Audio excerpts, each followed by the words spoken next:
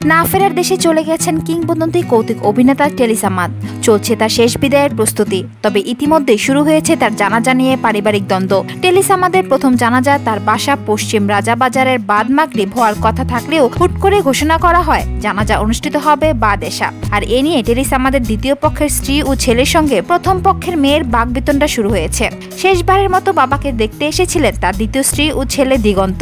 বাবাকে শেষবার দেখার জন্য হাসপাতালে আসলেও বাবার লাশের সামনে যেতে পারেননি তিনি।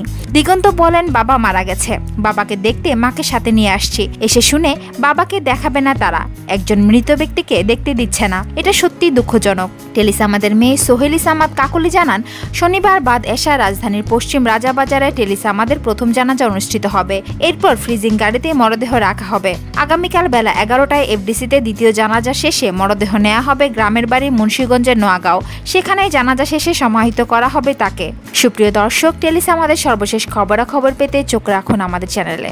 সাথে সাথে আমাদের চ্যানেলটি সাবস্ক্রাইব করুন এবং বেল বাটনটি ক্লিক করতেও ভুলবেন না। ধন্যবাদ।